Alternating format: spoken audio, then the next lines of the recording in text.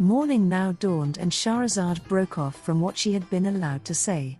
Then, when it was the 10th night, her sister Donyazaad said, "Finish your story." "With pleasure," she replied, and she continued. "I have heard, O fortunate king, that the girls produced 3 names for the porter, while he kissed, bit and embraced them until he was satisfied. They went on laughing until they said, 'What is its name, then, brother? Don't you know?' 'No. This is the mule that breaks barriers, browses on the mint of the dykes, eats the husked sesame and that passes the night in the Khan of Abu Mansur.' The girls laughed until they fell over backwards and then they continued with their drinking party, carrying on until nightfall. At this point, they told the porter that it was time for him to get up. 'Put on his gaiters and go show us the width of your shoulders.' 'By God,' said the porter, 'if the breath of life were to leave me, it would be easier for me to bear than having to part from you. Let me link night with day, and in the morning we can all go our separate ways.' The girl who had bought the provisions pleaded with the others, 'Let him sleep here so that we can laugh at him. Who knows whether in all our lives we shall meet someone else like him, both wanton and witty.' They then said, 'You can only spend the night with us on condition that you accept our authority and that you don't ask about anything you see or the reason for it.' The porter agreed to this, and they then told him, 'Get up and read what is written over the door.' He went to the door and there he found written above it in gold leaf, 'Whoever talks about what does not concern him will hear what will not please him.' 'I call you to witness,' he said, 'that I shall not talk about what is no concern of mine.' The housekeeper got up and prepared a meal for them, which they ate, and then they lit candles and lamps, dipping ambergris and aloes into the candles. They sat drinking and talking of past loves, after having reset the table with fresh fruits and more wine. They continued for a time, eating, drinking, carousing together over their dessert, laughing and teasing each other, when suddenly there was a knock on the door. This did not disrupt the party, however, and one of the girls went by herself to the door and returned to report, 'Our happiness is complete tonight.' 'How is that?' the others asked. She told them, 'At the door are 3 Persian dervishes, with shaven chins, heads and eyebrows. By a very remarkable coincidence, each of them has lost his left eye. They have only just arrived after a journey, they are showing the signs of travel and this is the first time that they have been to our city, Baghdad. They knocked on our door because they couldn't find a lodging for the night and they had said to themselves, perhaps the owner of this house would give us the key to a stable or to a hut in which we could pass the night. For they had been caught out by nightfall, and, being strangers, they had no acquaintance who might give them shelter, and, sisters, each of them is of a ludicrous appearance.' She continued to persuade and cajole until the others agreed to let the Persians come in on condition that they would not talk about what did not concern them lest they hear what would not please them. The girl went off joyfully and came back with the 3 one-eyed men, with shaven beards and moustaches. They spoke words of greeting, bowed and hung back. The girls got up to welcome them and, after congratulating them on their safe arrival, told them to be seated. What the visitors saw was a pleasant and clean room, furnished with greenery, where there were lighted candles, incense rising into the air, dessert, fruits and wine, together with 3 virgin girls. 'This is good, by God,' they all agreed. Then they turned to the porter and found him cheerfully tired out and drunk. They thought, on seeing him, that he must be one of their own kind and said, 'This is a dervish like us, either a foreigner or an Arab.' Hearing this, the porter glowered at them and said, 'Sit down and don't be inquisitive. Didn't you read what is written over the door? It is not for poor men who arrive like you to let loose your tongues at us.' The newcomers apologized submissively, and the girls laughed and made peace between them and the porter, after which food was produced for the new arrivals, which they ate. They then sat drinking together, with the doorkeeper pouring the wine and the wine cups circulating among them. The porter then asked the visitors whether they had some story or anecdote to tell. Heated by wine, they, in their turn, asked for musical instruments and were brought a tambourine, a lute and a Persian harp by the doorkeeper. They then got up and tuned the instruments, after which each one took one of them, struck a note and began to sing. The girls added a shrill accompaniment and the noise rose. Then, while this was going on, there was a knock at the door and the doorkeeper got up to see what was going on. The reason for this knocking was that the Caliph Harun al-Rashid was in the habit of going around disguised as a merchant, and he had come down from his palace that night on an excursion to listen to the latest news, accompanied by his vizier, Jafar, and Masra, his executioner. On his way through the city, he and his companions had happened to pass that house, where they heard music and singing. He had said to Jafar, "I want to go in here so that we may listen to these voices and see their owners." Jafar had replied, "Commander of the faithful, these people are drunk and I am afraid that they may do us some harm." The Caliph had then said, "I must enter and I want you to think of some scheme to get us in." "To hear is to obey," Jafar had replied, before going up and knocking on the door. When it was opened by the doorkeeper, Jafar advanced and kissed the ground. "Lady," he said, "we are traders from Tiberias who have been in Baghdad for 10 days. We have sold our goods and are staying at the merchant's khan, but this evening we were invited out by a colleague. We went to his house and, after he had given us a meal, we sat drinking with him for a time, but when he let us go night had fallen and, as we are strangers here, we could not find our way back to our hostel. Of your charity, and may God reward you, would you let us come in and spend the night with you?" The girl looked at them and saw that they were dressed as merchants and appeared to be respectable people. So she went back to her sisters and passed on Jafar's message. The others sympathized with the visitor's plight and told her, "Let them in," after which she went back and opened the door. The Caliph, Jafar and Masra came in, and when the girls saw them, they stood up, seated their visitors and ministered to their needs, saying, "Welcome to our guests, but we lay a condition on you." "What is that?" they asked. "That you do not speak of what does not concern you, lest you hear what will not please you." "We agree," they replied, and they sat down to drink together. Looking at the 3 dervishes, the Caliph was surprised to find that each of them had lost his left eye. He was also thrown into confusion by the beauty and grace of the girls, which prompted his admiration. They began to drink together and to talk, but when the girls invited the Caliph to drink, he said, "I am proposing to go on the pilgrimage to Mecca." The doorkeeper then got up and brought him an embroidered tablecloth on which she set a china jar in which she poured willow flower water, adding some snow and a sugar lump. The Caliph thanked her and said to himself, "By God, I shall reward her tomorrow for the good that she has done me." Then they all occupied themselves with drinking, and when the drink had gained the upper hand, the lady of the house got up, bowed to the company, and then, taking the housekeeper by the hand, she said, "Sisters, come, we must settle our debt."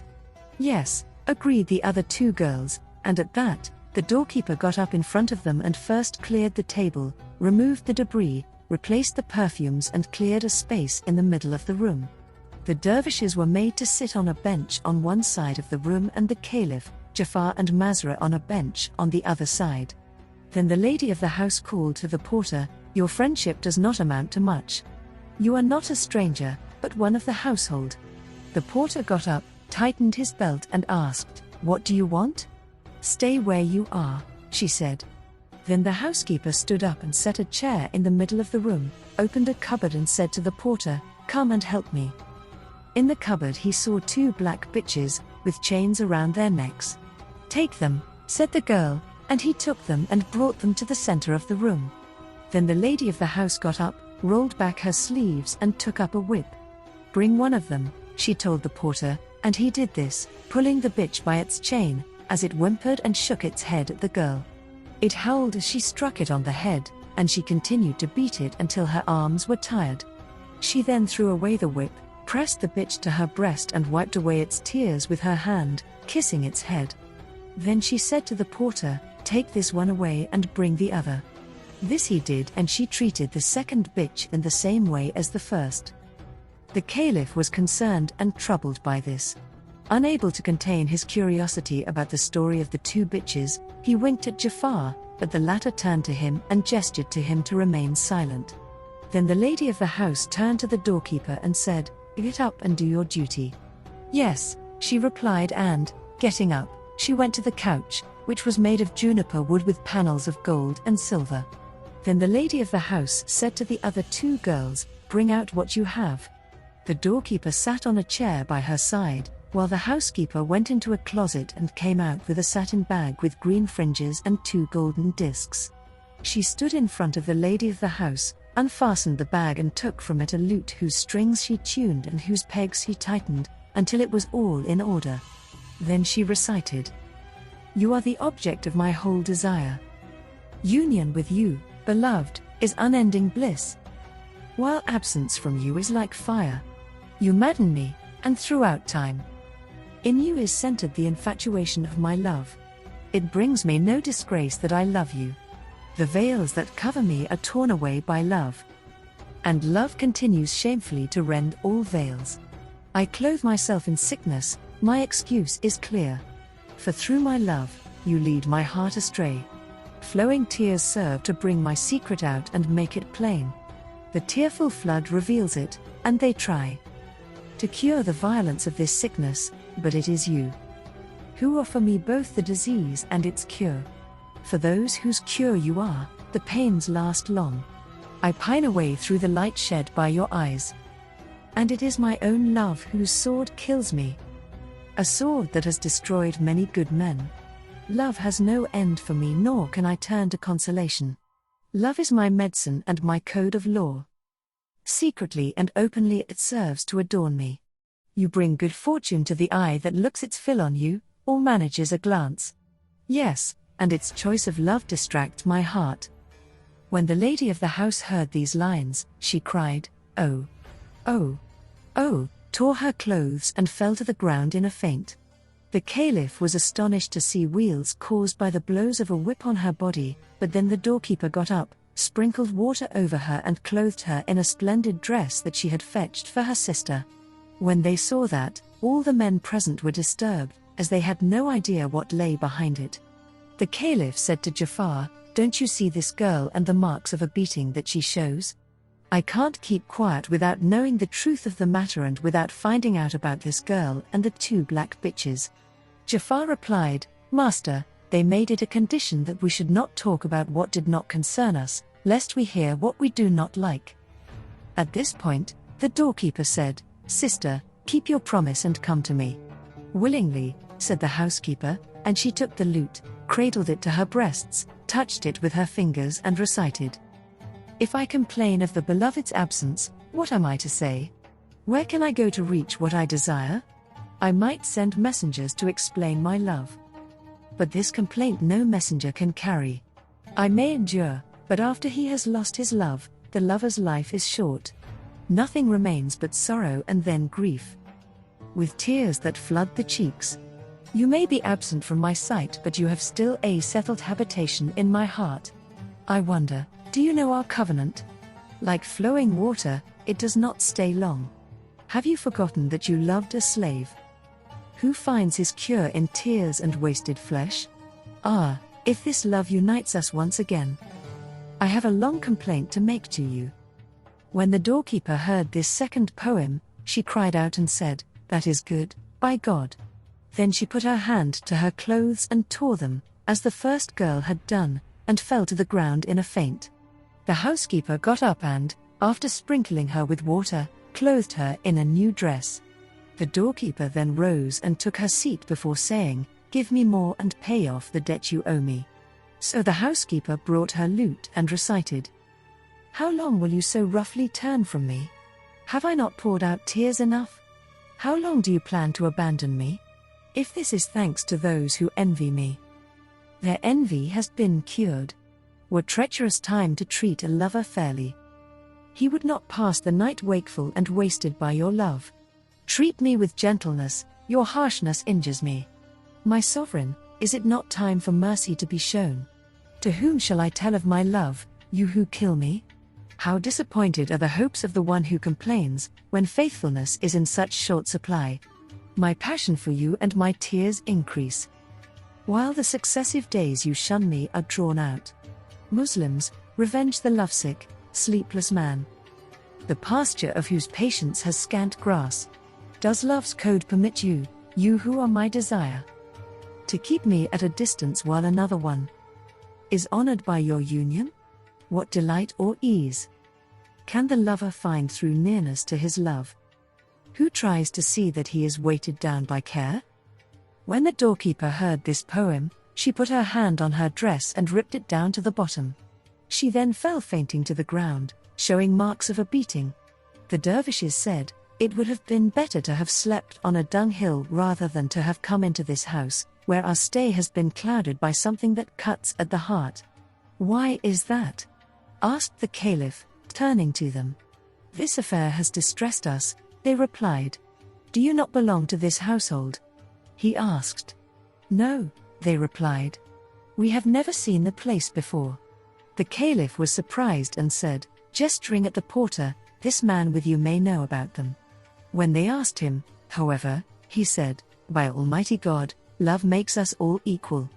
I have grown up in Baghdad, but this is the only time in my life that I ever entered this house, and how I came to be here with these girls is a remarkable story." The others said, "By God, we thought that you were one of them, but now we see that you are like us." The caliph then pointed out, "We are 7 men and they are 3 women. There is no fourth. So ask them about themselves, and if they don't reply willingly, we will force them to do so." Everyone agreed except for Jafar, who said, "Let them be, we are their guests and they made a condition which we accepted, as you know. It would be best to let the matter rest, for there is only a little of the night left and we can then go on our ways." He winked at the caliph and added, "There is only an hour left and tomorrow we can summon them to your court and ask for their story." The caliph raised his head and shouted angrily, "I cannot bear to wait to hear about them, let the dervishes question them." "I don't agree," said Jafar, and the 2 of them discussed and argued about who should ask the questions until they both agreed that it should be the porter. The lady of the house asked what the noise was about, and the porter got up and said to her, "My lady, these people would like you to tell them the story of the 2 bitches and how you come to beat them and then to weep and kiss them. They also want to know about your sister and why she has been beaten with rods like a man. These are their questions to you. Is it true what he says about you?" The lady of the house asked the guests, and all of them said yes, except for Jafar, who stayed silent. When the lady heard this, she told them, "By God, you have done us a great wrong. We started by making it a condition that if any of you talked about what did not concern him, he would hear what would not please him. Wasn't it enough for you that we took you into our house and shared our food with you? But the fault is not so much yours as that of the one who brought you into us." Then she rolled her sleeve back above the wrist and struck the floor 3 times, saying, "Hurry." At this, the door of a closet opened and out came 7 black slaves, with drawn swords in their hands. "Tie up these men who talk too much," she said, "and bind them one to the other." This the slaves did, after which they said, "Lady, give us the order to cut off their heads." She replied, "Let them have some time so that I may ask them about their circumstances before their heads are cut off." "God save me," said the porter. "Don't kill me, lady, for someone else's fault. All the rest have done wrong and have committed a fault except me. By God, it would have been a pleasant night had we been saved from these dervishes who entered a prosperous city and then ruined it." He recited, "How good is when a powerful man forgives, particularly when those forgiven have no helper. By the sanctity of the love we share. Do not spoil what came first by what then follows it." When the porter had finished reciting these lines, the girl laughed.